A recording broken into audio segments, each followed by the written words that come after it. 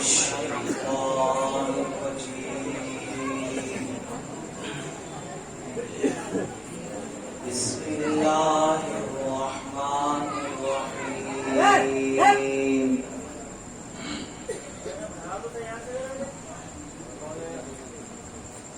الحمد لله الذي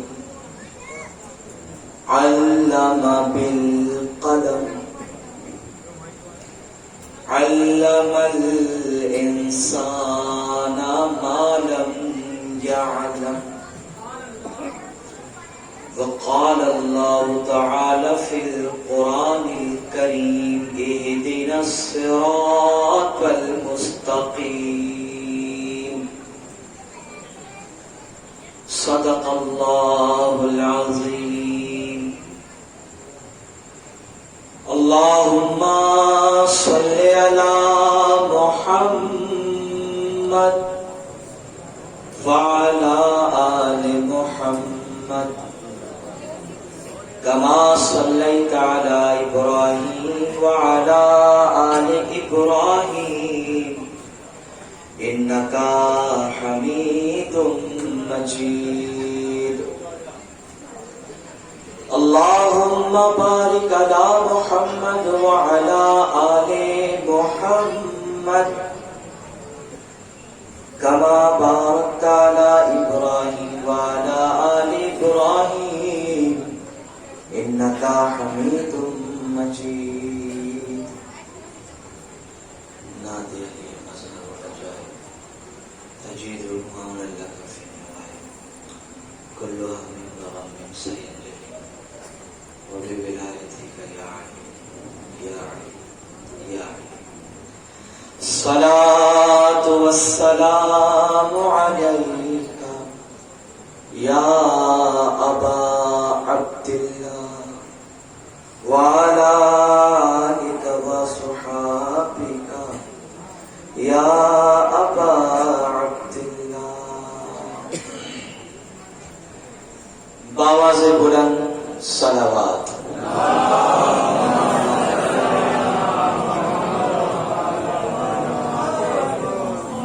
محبت سے اور ایک مرتبہ بآواز بلند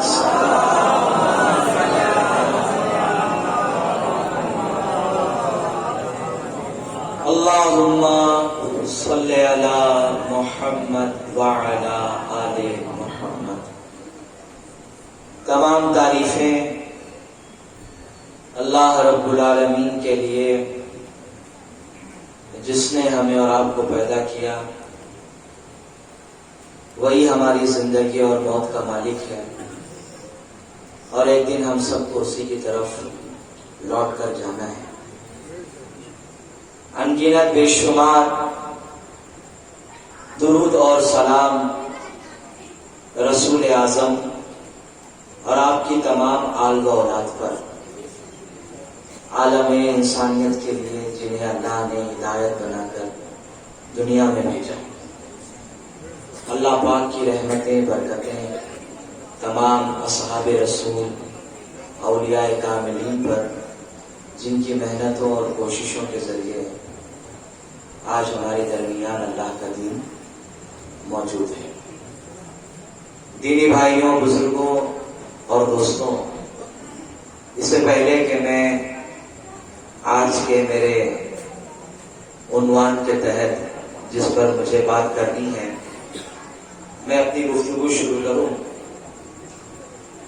آج شب جمعہ ہے اور کل جمعہ کا دن ہے. دیکھیے، جو لوگ رسول کائنات اور آپ کی آل و اولاد سے محبت کرتے ہیں، ان پر یہ ضروری ہے کہ وہ آج کی رات یا اگر موقع نہ ملے تو کل دن بھر درود پڑھیں.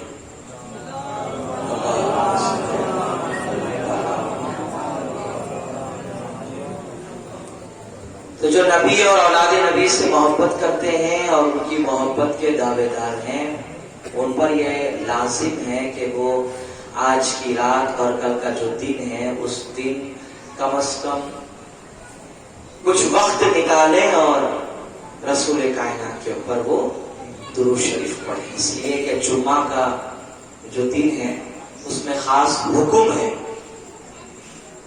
کہ اس دن جو ہے اللہ کے فرشتے زمین پر آتے ہیں اور پوری دنیا میں پھیل جاتے ہیں۔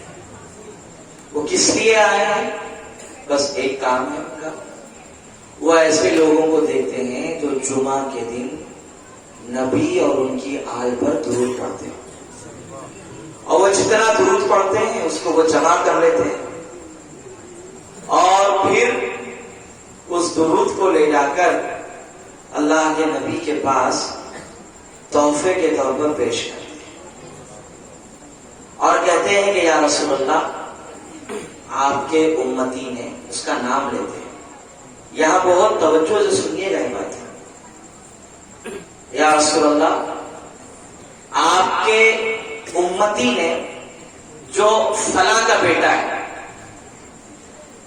اس کا بھی نام لیتے ہیں اور اس کے باپ کا بھی نام لیتے ہیں، سمجھے آپ؟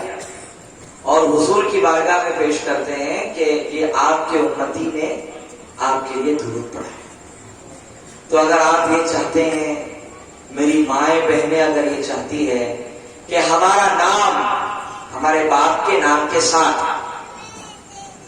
نبی کی بارگاہ میں پیش کیا جائے، تو یہ ہماری ذمہ داری یہ ہے کہ ہم جمعہ کے دن سارے کام کاج سے فارغ ہو کر تھوڑا وقت نکالیں، سمجھے آپ؟ کیونکہ تعلیمات اہل بیت میں کثرت درود شامل ہے۔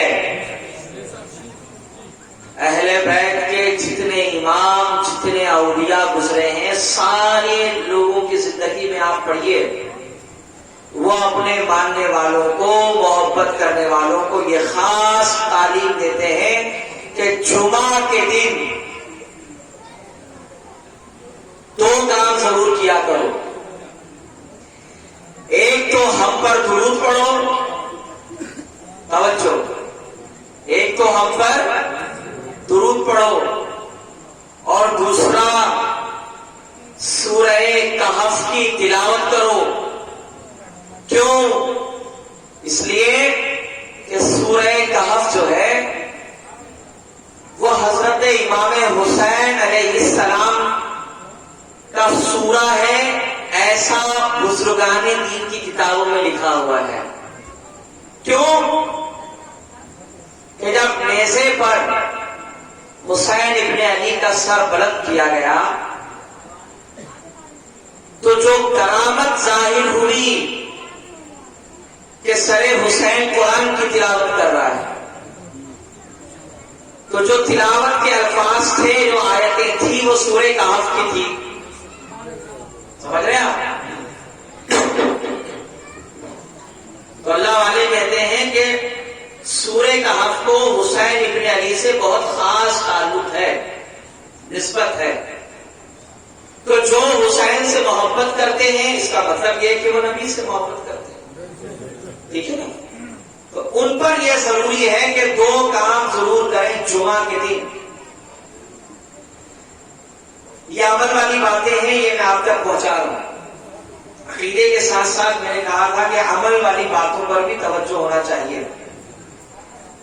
سورہ کہف کی تلاوت اور ایک درود یہ پڑھیے اور اللہ سے محمد اور آل محمد کے وسیلے سے مانگیے، اللہ آپ کو کبھی مایوس نہیں کرے گا، انشاءاللہ کبھی مایوس نہیں کرے گا۔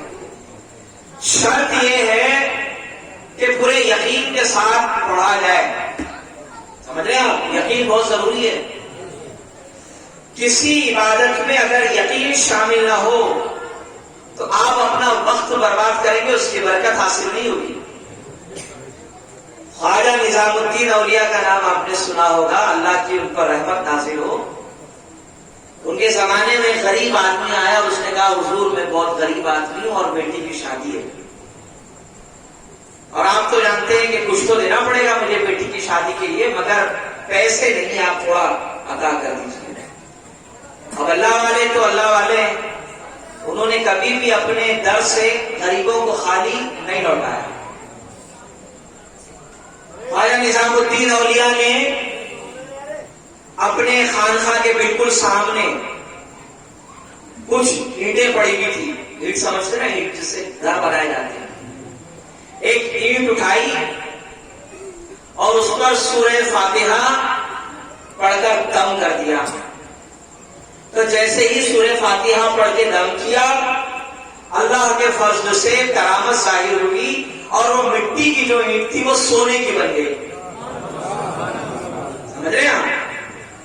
اور کہا کہ ٹھیک ہے، یہ اینٹ لے جاؤ، اس کو بیچ دو اور پھر اس کا جو بھی پیسہ آئے گا اپنی بٹیا کی شادی میں خرچ کر دینا۔ اب جناب یہ ہو گیا بڑا خوش، بہت خوش ہو گیا، کیونکہ اس نے اپنی آنکھ سے کرامت دیکھ لی۔ اب یہ گھر گیا اور اپنی عورت سے کہا کہ دیکھ ہماری تو لاٹری نکل گئی، اتنا مال آ گیا۔ ایک اینٹ کی قیمت اس زمانے میں اچھی خاصی تھی۔ تو اس کی عورت نے کہا کہ کیا پڑھا؟ کسی سے کہنا نہیں، سورہ فاتحہ پڑھ کے پھونک مارا ہے۔ کہا اچھا، چلو ایک کام کرتے ہیں، جب رات سب لوگ سو رہے ہیں تو ہمارے آنگن کے سامنے جتنے اینٹ پڑے ہوئے ہیں میں بھی نہا دھو کے صاف ستھری ہو جاتی ہوں، پاک صاف، تو بھی نہا لے دھو لے پاک ہو جا، دونوں میاں بیوی مل کے پوری رات سورہ فاتحہ پڑھتے رہیں گے، پھونک مارتے رہیں گے۔ سمجھ رہے؟ خیر بڑی اچھی بات ہے۔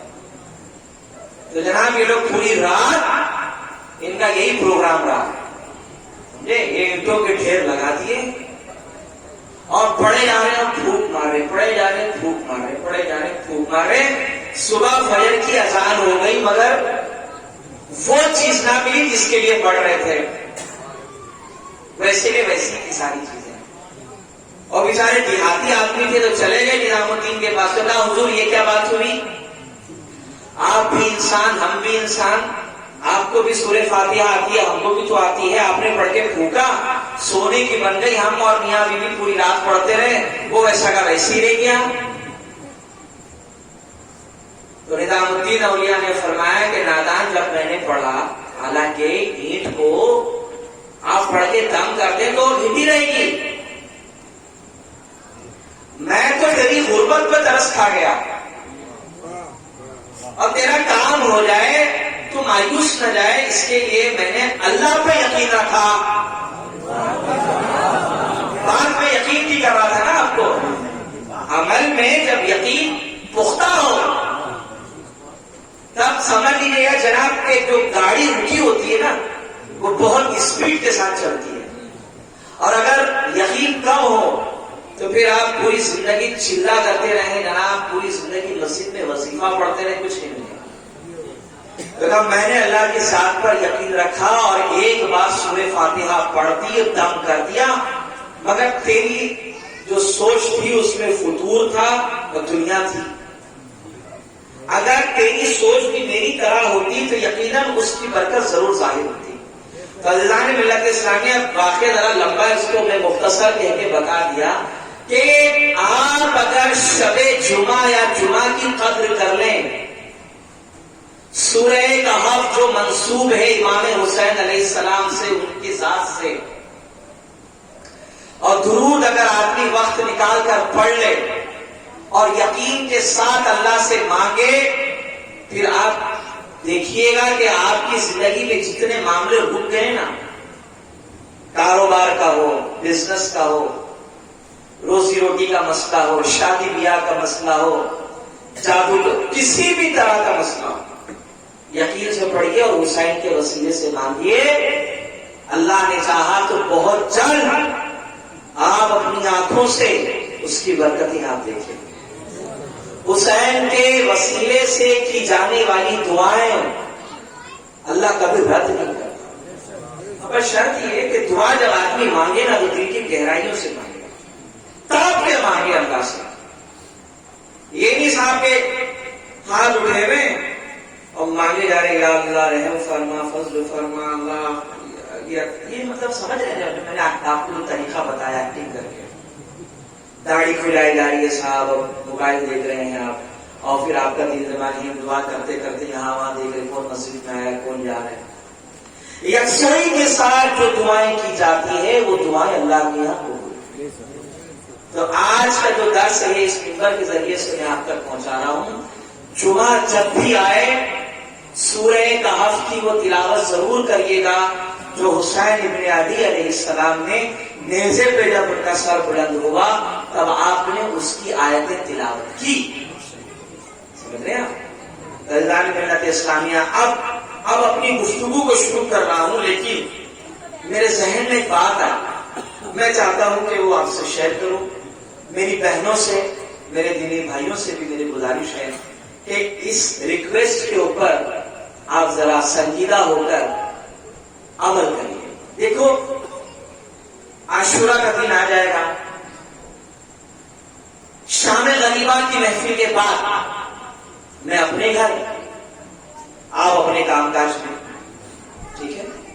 پھر آئندہ سال جو زندہ رہا وہ محفل میں رہے گا. ٹھیک ہے. میری یہ خواہش ہے کہ اس سال جو شام غریبہ کی محفل ہوگی تعزیوں کے بعد علم کے بعد وہ ہماری آخری ہوگی. تو شام غریبہ کی محفل کے بعد جو پوری امت کے لیے جو دعا ہوگی تو میں چاہتا ہوں کہ اس محفل میں شرکت کرنے والا ہر بچہ ہر بوڑھا ہر جوان ہر مرد اور عورت وہ کچھ تحفہ لے کر حسین کی بارگاہ میں اس مجلس میں آئے. کچھ آپ کو تحفے لے کے آنا ہے. سمجھ رہے ہیں. اور یہ تحفہ اس مجلس کے اختتام کے بعد حسین ابن علی کی بارگاہ میں پیش کرنا ہے. تحفہ کیا ہے؟ کچھ نہیں, بہت آسان ہے. کل جمعہ سے شروع کر دیجیے گا یہ تحفہ دینے کی تیاری. اگر آپ واقعی میں سنجیدہ ہیں اور حسین کو کچھ تحفہ دینا چاہتے ہیں, شہدائے کربلا جو 72 تھے, آل رسول جو 18 تھے جو شہید ہوئے, انہیں اگر آپ اس سال کچھ تحفہ دینا چاہتے ہیں تو آپ صرف 3 تحفے لے کر آئیے. ٹھیک ہے. گھبرائیے نہیں, میں کوئی خرچہ نہیں کرواؤں گا آپ سے. بس یہ محبت کی بات ہے. آپ کو کرنا یہ ہے کہ کل سے تھوڑا وقت نکالیے, مسجد میں یا گھر میں سکون سے بیٹھ کر درود پڑھیے اور جتنا آپ نے پڑھا ہے اس کو لکھ لیجیے. سمجھ رہے ہیں آپ؟ درود پڑھیے. کب تک؟ شام غریبہ کی محفل تک. میری مائیں بہنیں اس پر خاص توجہ کریں, ان کے پاس بھرپور وقت ہوتا ہے. چلیے مرد حضرات کام کاج میں چلے گئے الگ بات, مگر وقت نکالیے. درود پڑھیے محمد اور آل محمد پر شام غریبہ تک, اور جتنا آپ نے پڑھا ہے اس کو لکھ لیجئے. اور درود کے علاوہ سورہ کوثر, انا اعطیناک الکوثر فصل لربک وانحر انا شانئک هو الابتر. یہ سورہ, اس میں تعریف ہے سیدہ کائنات یعنی حسین کی ماں جناب فاطمہ الزہرا سلام اللہ علیہا کی. سمجھ رہے ہیں آپ؟ اس کو جتنا پڑھ سکتے ہیں آپ پڑھیے, چلتے پھرتے, اور جتنا آپ نے پڑھ لیا اس کو لکھ لیجیے. سمجھ رہے ہیں آپ؟ زیادہ پریشر نہیں ڈالو آپ کے اوپر. اگر آپ صحیح میں کوئی تحفہ حسین کو دینا چاہتے ہیں اپنی زندگی سے تو اس کو پڑھیے. اور تیسرا جو تحفہ ہے وہ یہ ہے سورہ اخلاص, یعنی بسم اللہ الرحمن الرحیم, قل هو اللہ احد اللہ الصمد لم یلد ولم یولد ولم یکن له کفوا احد. یہ وہ سورہ ہے جس کو ائمہ اہل بیت نمازوں میں بہت زیادہ پڑھا کرتے تھے, بہت زیادہ. تو روزانہ آپ کل سے یہ کوشش کریے کہ سورہ اخلاص یعنی قل هو اللہ احد اور انا اعطینا کل کوثر پورا اور درود جتنا پڑھ سکتے ہیں اللہ کی توفیق سے پڑھیے اور جتنا پڑھا اس کو لکھ لیجیے. اور جب آپ شام غریبہ میں آنے والے ہوں تب آپ چٹھی جو چھوٹی سی آپ نے لکھی ہے نا کہ کتنا لکھا 5000 3000 2000 اسے آپ لائیے مگر مجھے نہیں دینا. میری مائیں بہنیں لکھیں مگر مجھے نہیں دینا. بس چٹھی لے کر شام غریبہ میں آ جانا. سمجھ رہے ہیں آپ؟ میں یہ عمل کوئی فرض نہیں ہے, واجب نہیں, یہ محبتوں والی باتیں ہیں. یہ محبتوں والی باتیں ہیں کہ جب ہم آئندہ سال انشاءاللہ زندہ رہے تو حسین کی محفل میں ملاقات ہوگی, لیکن نہیں رہے تو کم از کم اگر یہ زندگی کا آخری سال ہو تو دل کو اتنا تو سکون ہو کہ میں نے مولا کو کچھ تو پیش کیا. دل کو اتنا تو سکون ہو کہ مولا جان رہے ہو دلوں میں گھر ہے آپ کا, ہمارے زندہ ہیں آپ, لیکن کم سے کم اس غریب کا یہ تحفہ لے جائیے اور جو پڑھا ہے اس کے وسیلے سے جو مانگنا ہے مانگیے. میرا یقین ہے کہ زندہ رہے اور آئندہ سال شام غریبہ سے پہلے حسین کی ماں تمہاری دعاؤں کی آمین کی قبولیت کی سرحد لگا دے. جو مسئلہ ہے مانگو رب سے, حسین کی ماں دلائے گی تمہیں. سمجھ رہے ہیں آپ؟ جو مسئلہ ہے جادو ٹونا کرنی دھرنی پریشانی بیماری مصیبت, ارے دنیا بھر کے مسئلے مانگو رب سے مانگو. دینے والی ذات وہ ہے, سیدہ کائنات کے وسیلے سے مانگو. اور سنیے سورہ اخلاص کو آپ معمولی مت سمجھیے, سورہ اخلاص کو آپ معمولی مت سمجھیے. اللہ کے نیک بندے جتنے ہیں بزرگان دین وہ یہ کہتے ہیں اللہ کی قسم جب بھی بڑی بڑی مصیبت آئی اور ہمیں یہ لگا کہ یہ مسئلہ حل نہیں ہوگا ہم سے, تو وہ کہتے ہیں کہ ہم 100 مرتبہ سورہ اخلاص پڑھتے تھے اور کہتے تھے کہ یا اللہ تیری توفیق سے میں نے سورہ اخلاص پڑھی, تو قبول کر.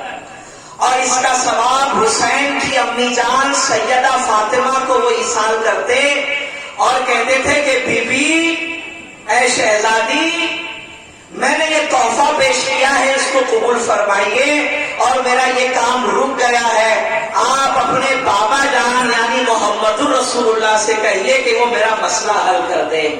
اللہ والے کہتے ہیں کہ جب بھی جہاں بھی جس مسئلے کے لیے یہ عمل کیا اللہ کی قسم کام ہو گیا.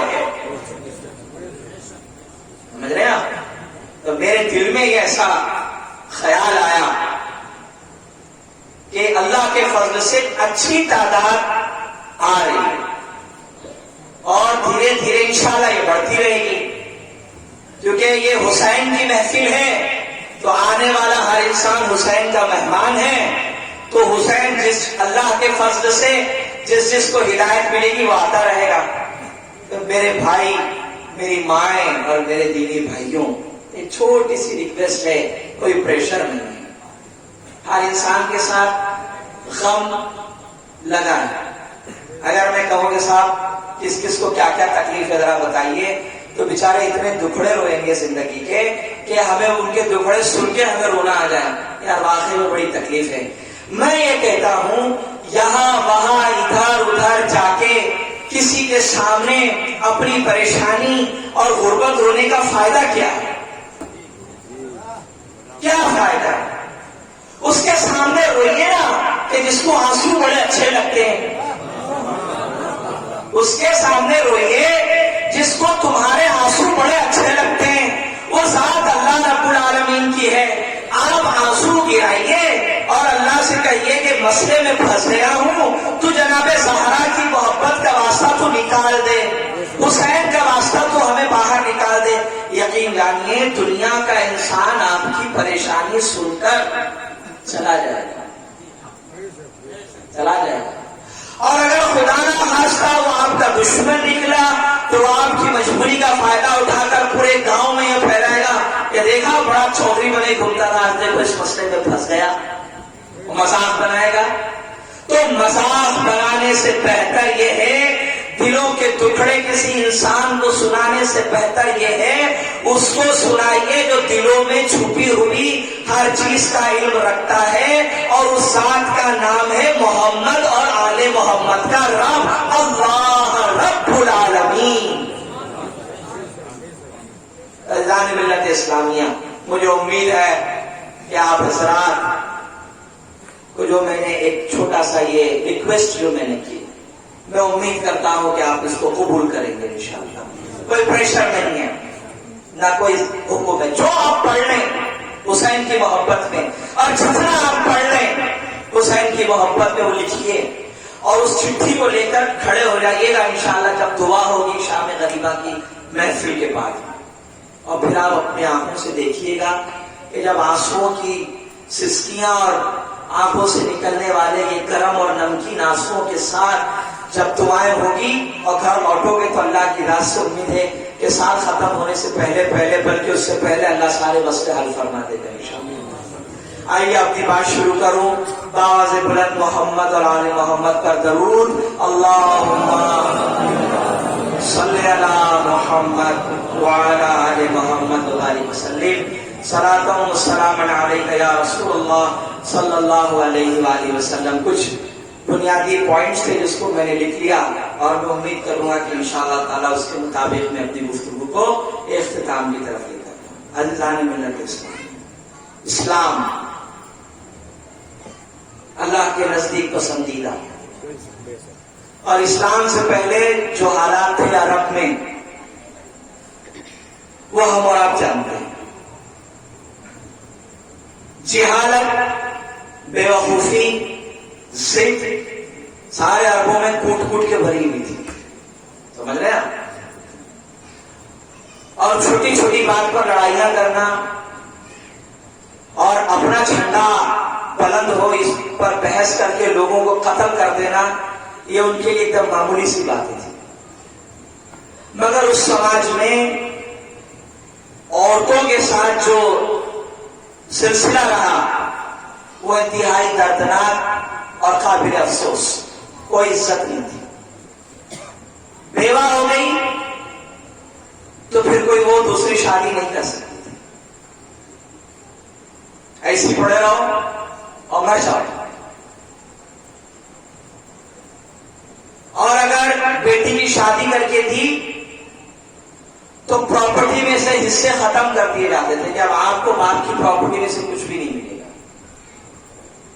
ٹھیک اسی طریقے سے اگر بچیاں اس نے جنم دی، بچی پیدا کر دی، آپ جانتے ہیں کہ باقاعدہ زندہ اس کو زمین میں دفن کر دیا جاتا۔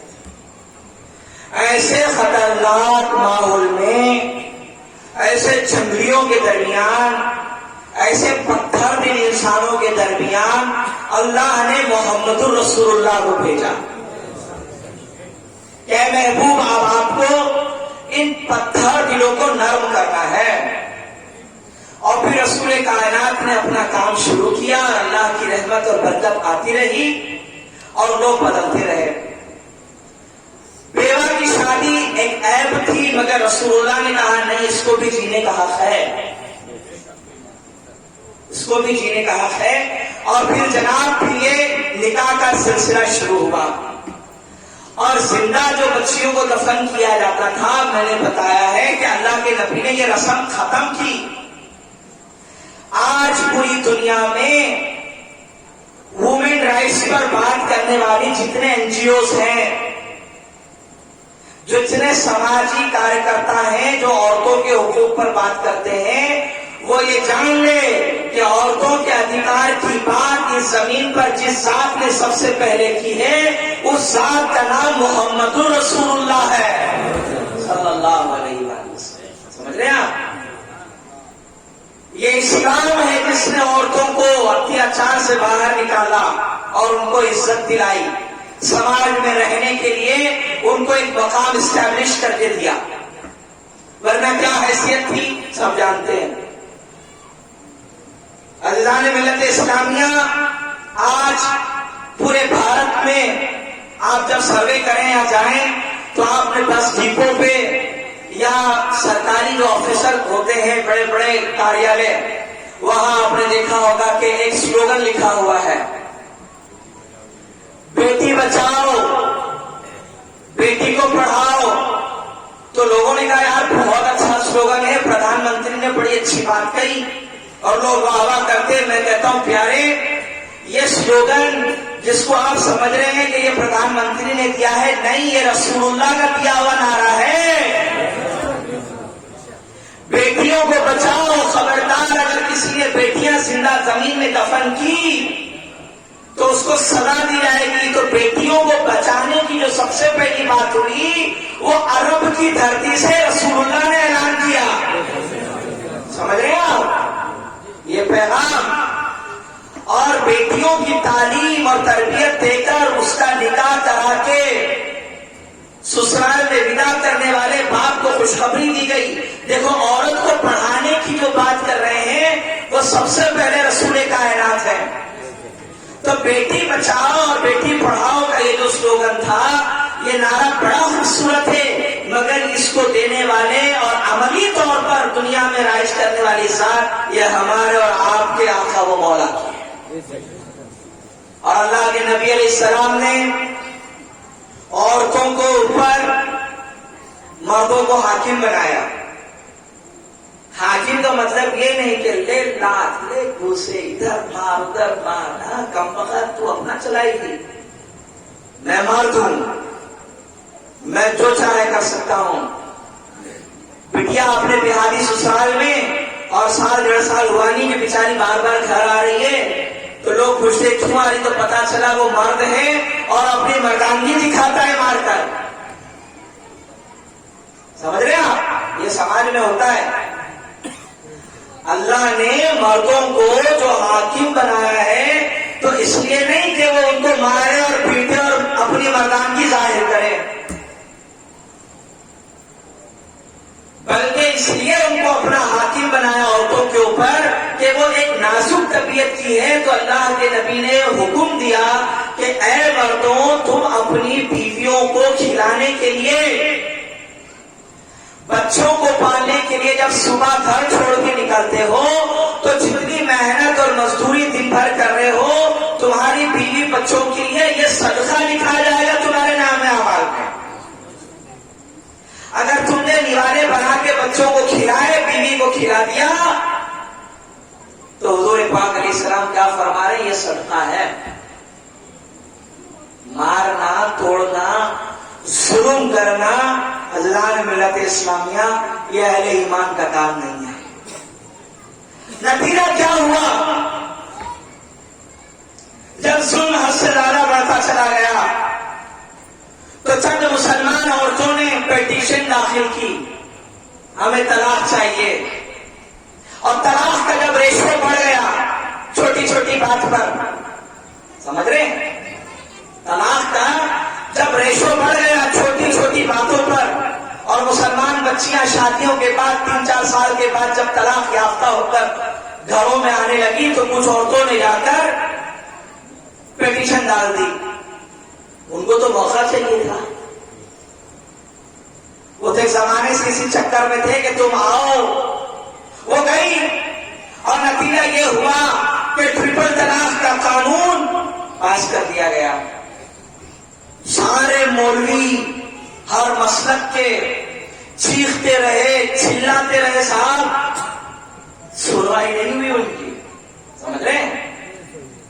پورے بھارت میں ہر مسلک کا عالم مفتی چیختا رہا، جلسے کرتا رہا، تقریریں ہوتی رہی کہ صاحب یہ قانون قرآن کے خلاف ہے، ہم نہیں مانیں گے، نہیں مانیں گے، مگر ان کی نہیں چلی. ان کو جو کرنا تھا وہ ہوا. سوال یہ ہے کہ یہ اتنی بڑی بات کیوں ہو گئی؟ اس کا جواب یہ ہے کہ جب امت قرآن اور حدیث کی تعلیمات سے جب بھی بھٹکے گی، قرآن اور حدیث کے دیے ہوئے قانون کو جب بھی چھوڑے گی اور اپنی زندگی میں اللہ اور اس کے رسول کی باتوں کو